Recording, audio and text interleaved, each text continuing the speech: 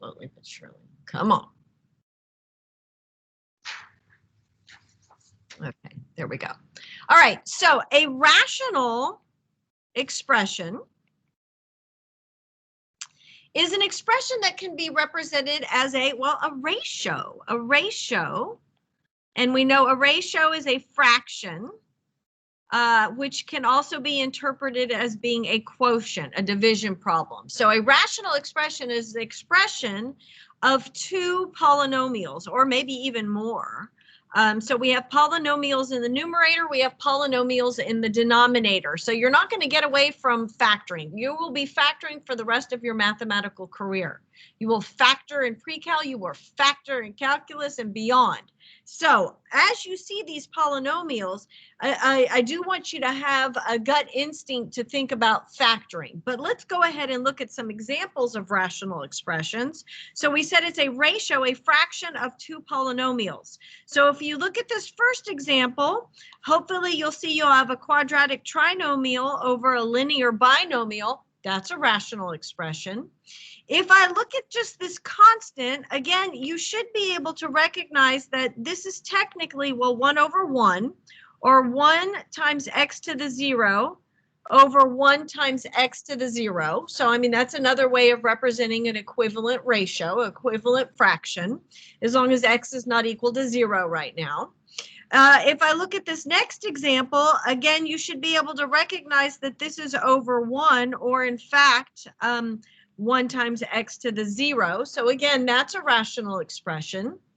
And in this last one, even though I have a constant in the numerator, I could represent it as 4 times x to the 0 over x minus 3. So these are all examples of rational expressions. So when you're working with rational expressions, and in particular, when you have a variable in the denominator, you have to be very careful.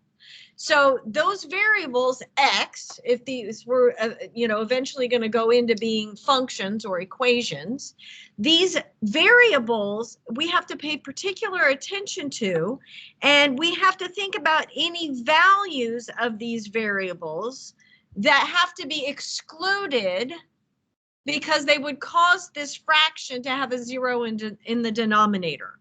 So if I look at these denominators, and I look for where I would get a denominator to be 0, that would cause the expression to be undefined. So I'm looking for when the denominator is equal to 0.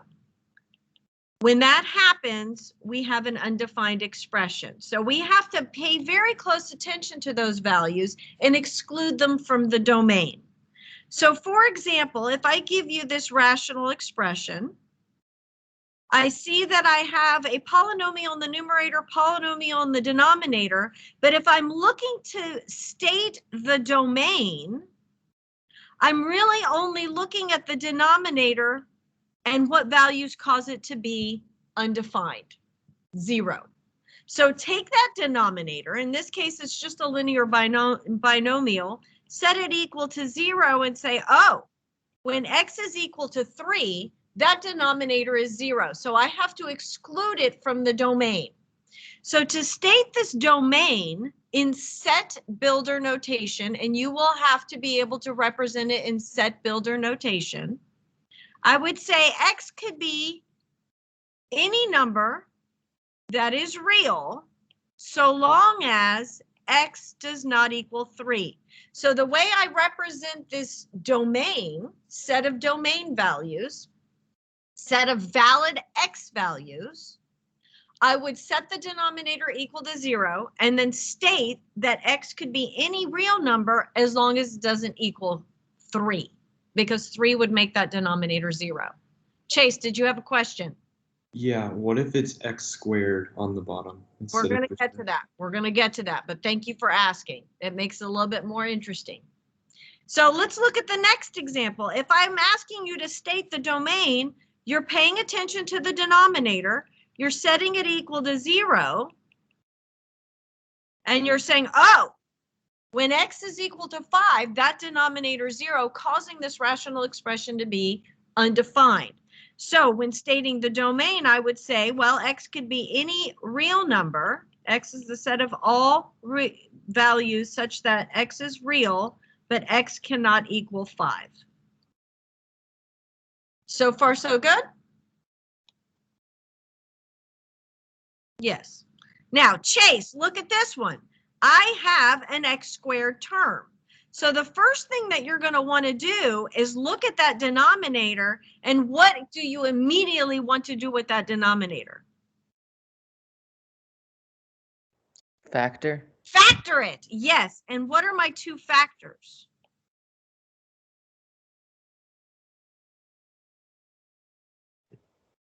X minus 4 and x plus 3. Okay, and so I would take each of those and set them equal to 0. And what values of x would cause this to be 0 in the denominator? X equal 4 or x equal -3. If either of those numbers are values of x, they would cause the denominator to be 0, because anything times 0 is 0. So really, I just need either one of those. But if I'm stating the domain using set builder notation, I'd say x can be the set of all values such that it is real, but x cannot equal 4 or -3. So do you see, Chase, how I had to exclude two values because it was x squared? In this case, they were two unique values. Okay?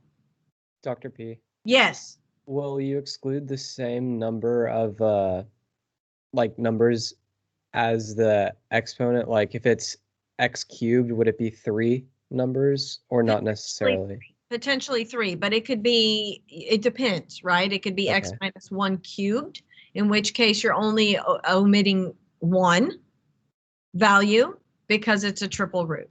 Okay. Yes, very good question.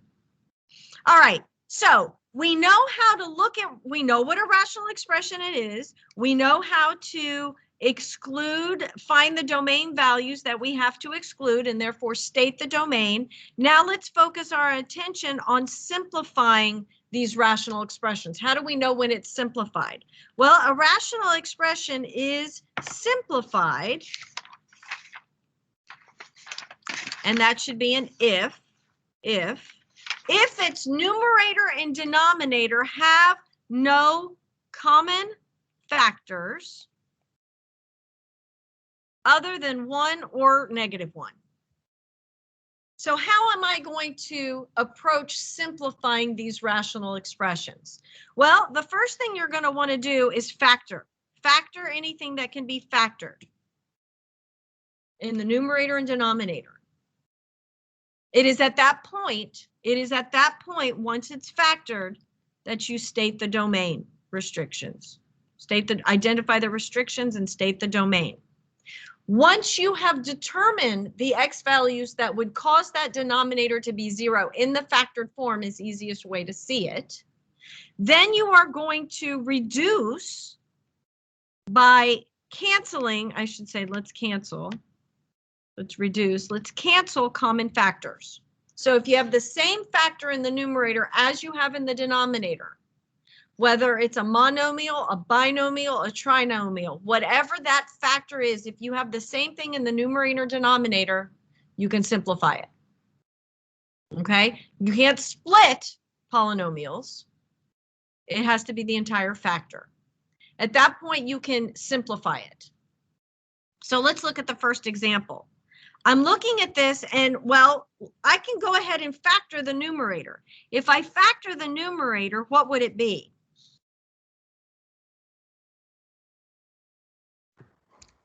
X squared times x plus 1. X squared is your greatest common factor, leaving you x plus 1. In the denominator, I haven't changed a thing. It's already simplified. It's already factored. Okay? So this is your factored form. You use the factored form. So use the factored form to find the domain, to state the domain. It is in this form, not the reduced form. It is in this form, factored form, that you state the domain. You look at that denominator and you see what values would cause the denominator to be 0. At this stage, you could say that the domain is the set of all x's that are real, except for what? -1. It can't be -1. Okay, so I factor everything, then I look to my denominator and state the domain, then I simplify. So if I want to simplify, I look for common factors. Do you have any common factors in the numerator and denominator? Yes. X plus 1 is in both, right? So x plus 1 and x plus 1 in the numerator and denominator reduce to 1. And so my simplified form is what?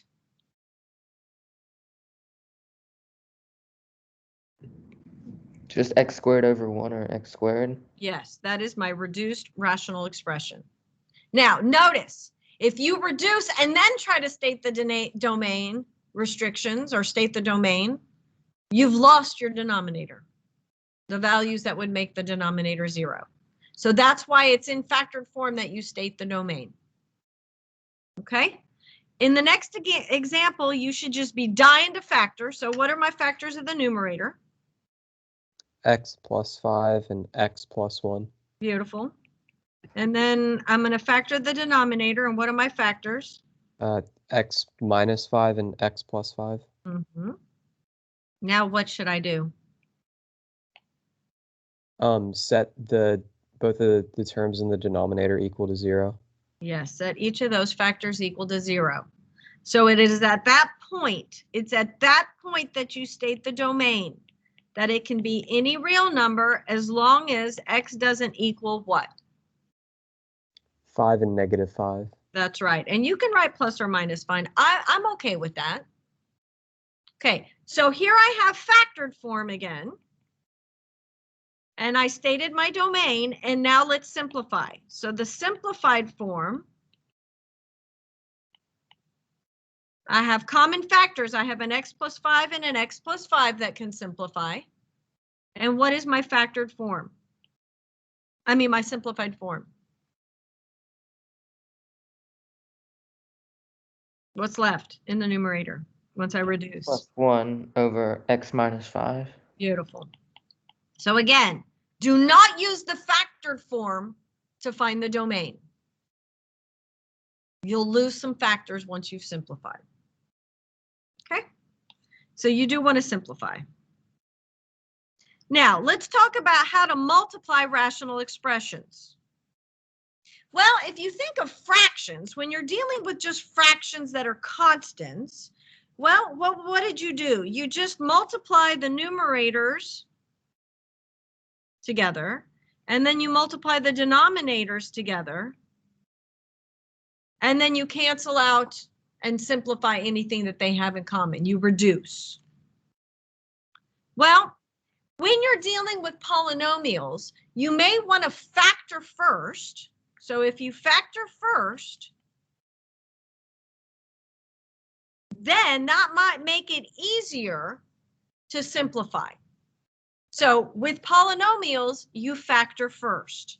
So is there anything in each of these that can be factored?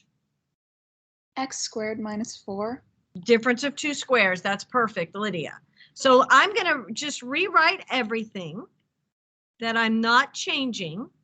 And this is multiplication, right? If there's nothing here, I know it to be multiplication. That's important on the next test, which is next Friday, to be able to recognize the operation. Pay attention to the operation. Okay, now let's go ahead and factor that numerator. What are my factors? X plus 2 and x minus 2. Okay, very good. Now, I am in factored form. So this is factored form. So what do you think I should do? State the domain. State the domain. So x can be any number that is real, except x cannot equal what? 2. 2. Does everybody see how I got that from here? All right. So I've stated my domain. What do I do now? Simplify. Simplify where I can. So what can I simplify?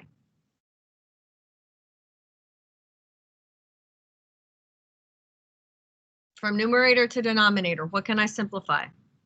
2 and 4. Okay, so 2 goes into 2 once, 2 goes into 4 2 times. What else can I simplify?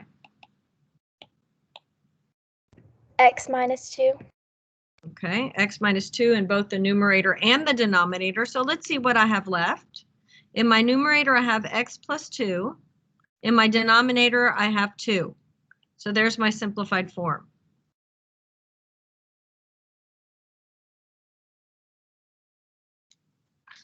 They get more fun.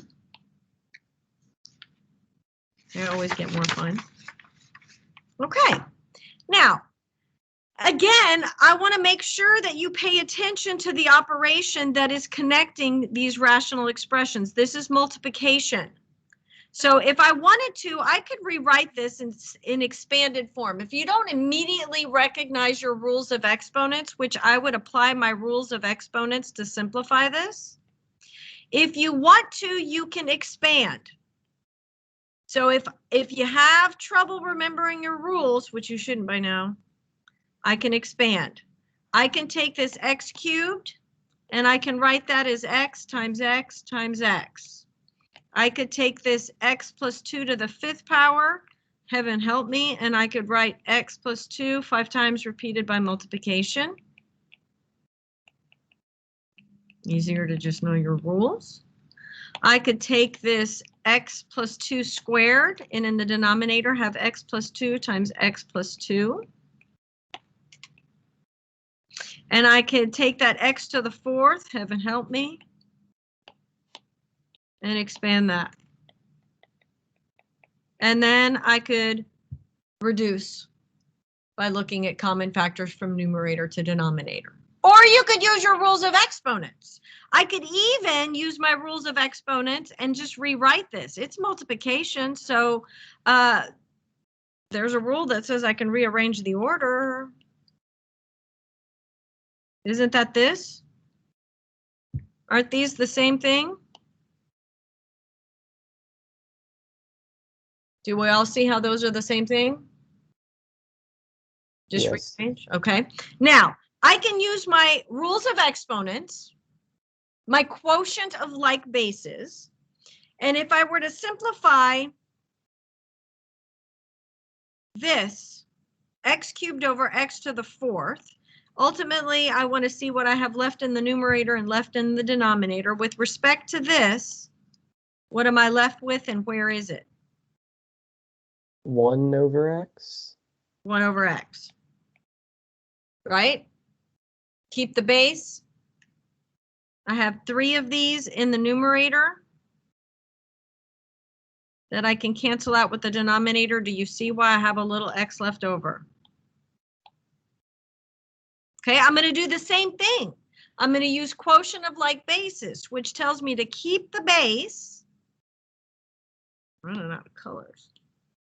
Keep the base, which is x plus 2, and subtract the denominator's exponent from the numerator's exponent. So what is that exponent going to be? 3. Yes. So I have 3 of these here. I'm sorry. I have 2 of these here that I can cancel out with those, leaving me just this 1. and then the denominator. Yeah. So my final simplified answer, would be x plus 2 quantity cubed over x. Now, what did we forget to do? Domain. We forgot to find the domain. At what point would I have wanted to determine the domain?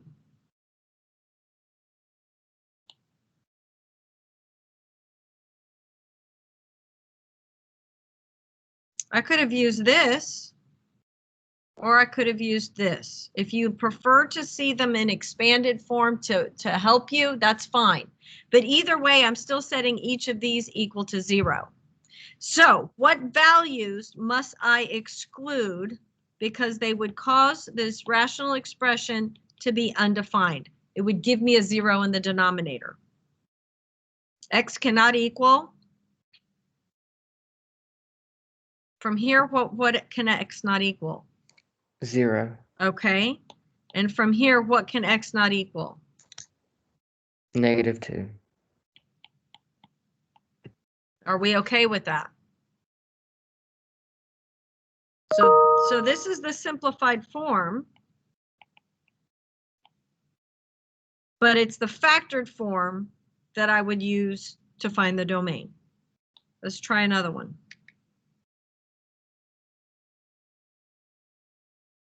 You tell me what to do. Factor the, okay, you can go ahead and say. Oh, I had a question. Yes. So on the example above, like, do you have to make x to the third over x to the fourth? Or can you just No. use it the way it is? You can use it the way it is, but I just wanted to point out that we are in fact using our quotient of like bases, our rules of exponents, and sometimes it's easier to see. You do not have to rewrite it. You do not have to rewrite it in this form, nor do you have to rewrite it in expanded form. I don't care. I just did that to help. Okay, and like, why can you switch it? What is the property that tells you that you can rearrange the order in multiplication? Oh, the associative property of multiplication. Do we agree? Isn't it commutative? It's the commutative property of multiplication. Thank you. Commutative property tells you can rearrange the order. Okay. Okay, so I'm not touching the x plus 3, but perhaps I can factor that. So what would my factors be for that? X plus 2 and x minus 3. Excellent. Anything else I can factor? The x squared minus 4 and the x squared plus 6x plus 9. Okay, so give me the factors of x squared minus 4, the difference of two squares. X plus 2 and x minus 2. And then let's go ahead and give me those two factors. X plus 3 and x plus 3. Oh, I have factored form. What do I want to do? At this point, what do you want to State do? the domains. Let's state the domain. So let's look at these and see what x values I have to exclude from my domain. What can x not equal? 2, -2, and -3. And now let's simplify.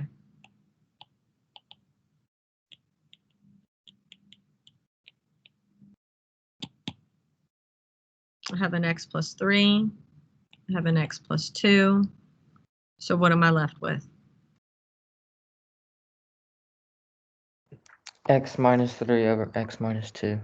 Beautiful.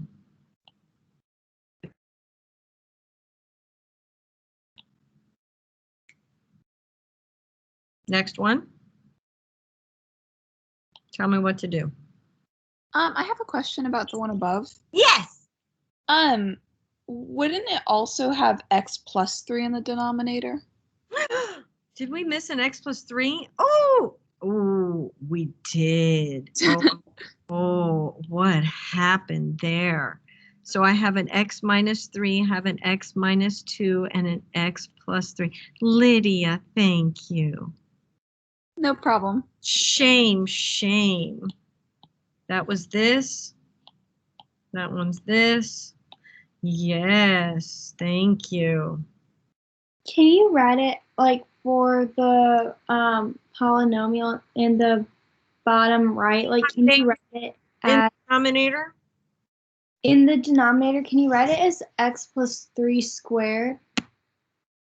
Yes, if you want, but I like to keep things in factored form just in case I can reduce something, and also because once these become what underlies a function, these factors, being able to recognize common factors and how many, this is going to help us graph and recognize some beautiful characterizations and properties of the functions in their graphs. So can you write that? Yes, but if you have a tendency to have difficulty simplifying, that might, you know, lend itself to some errors. But yes, I could have looked at these and I could have written that as x plus 3 quantity squared. Absolutely. Okay, thank you. And I would leave answers in factored form at this point. Okay, tell me what to do. Oh, Lydia, thank you for noticing that. What do I do? Shall we factor? Yes, we're so excited. We love factoring. What are the factors of those two? I mean, the two factors of that quadratic binomial. X plus minus 9, 9. X plus 9. Mm-hmm. Can I factor this? Yes. What is it? X minus 9 and X minus 9. Exactly. And key, I could put x minus 9 quantity squared, but for practical purposes, I'm leaving it right now. Okay. And then what about this? Is that in the numerator or the denominator? Numerator. That is in the numerator. Okay, and can I factor that? You can take out an x. I can. And what is that going to leave me left over inside once I factor out that greatest common factor? X minus 9. Okay, now what do I do? The domain. Let's state that domain. Let it state that domain. So I'm looking at this and I'm saying that my domain can be any number that is real except what? 9. 9. Now what?